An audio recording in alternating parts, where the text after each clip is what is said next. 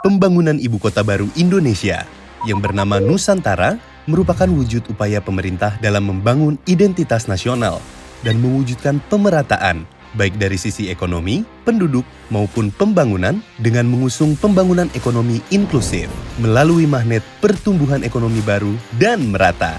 Ibu kota Nusantara dibangun dengan standar yang tinggi, berkualitas, adaptif, inovatif, berkesetaraan gender, berkeadilan, berkelanjutan, dan bermartabat. Prinsip dasar pembangunan ibu kota Nusantara memadukan konsep Forest City, Smart City, dan Spon City. Dalam rancangannya, Ibu Kota Negara Nusantara menerapkan 8 prinsip, meliputi desain yang sesuai dengan kondisi alam, Bhinneka Tunggal Ika, terhubung aktif dan mudah diakses, rendah emisi karbon, sirkuler dan tangguh, aman dan terjangkau, kenyamanan dan efisien, dan peluang ekonomi untuk semua. Sebagai salah satu pelaksana pembangunan Ibu Kota Nusantara, Kementerian Pekerjaan Umum dan Perumahan Rakyat atau PUPR memiliki strategi dalam menjalankan kegiatan pembangunan IKN. Di antaranya, prinsip tata kelola pembangunan di IKN harus tepat waktu, tepat mutu, tepat biaya, tepat manfaat, sasaran, tepat administrasi, dan tepat kuantitas. Pembangunan infrastruktur IKN pada tahap awal 2022 hingga 2024 terdiri dari kurang lebih 50 kegiatan konstruksi. Tahap pertama meliputi penyediaan hunian pekerja konstruksi dan pembangunan kawasan inti pusat pemerintahan atau disebut juga KIPP.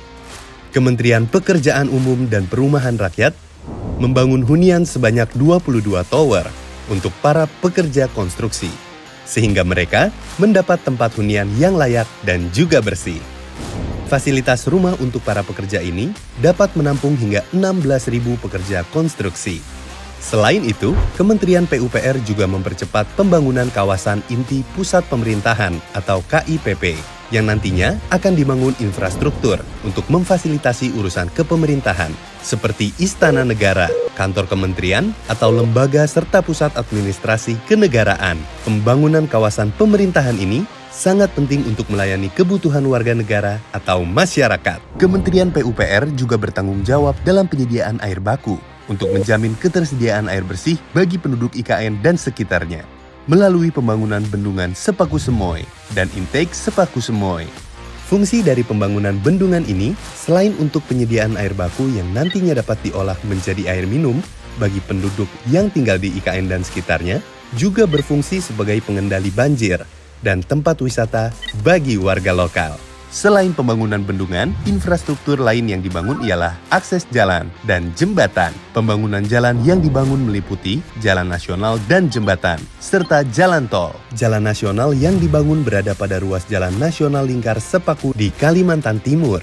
Nantinya, jalan nasional ini akan menjadi ruas utama menuju ibu kota Nusantara. Selain Jalan Lingkar Sepaku, juga dibangun Jalan Sumbu Kebangsaan sisi barat sepanjang 2,99 km dan Jalan Sumbu Kebangsaan sisi timur sepanjang 2,96 km. Untuk pembangunan jalan tol terbagi menjadi 3 segmen, yakni segmen 3A Karangjoang KKT Karyangau sepanjang 13,4 km, segmen 3B KKT Karyangau Simpang Tempadung sepanjang 7,32 km, dan segmen 5A, Simpang Tempadung hingga Jembatan Pulau Balang sepanjang 6,67 km. Nantinya, infrastruktur jalan tol yang akan terhubung dengan Jalan Tol Balikpapan Samarinda atau disebut Balsam akan mempersingkat jarak tempuh dari Balikpapan menuju kawasan inti IKN, serta mampu meningkatkan mobilitas pengiriman logistik sehingga pertumbuhan ekonomi di wilayah terpencil akan semakin pesat. Kini, pemerintah tengah gencar dalam mempercepat penyelesaian proyek pembangunan Ibu Kota Negara Nusantara.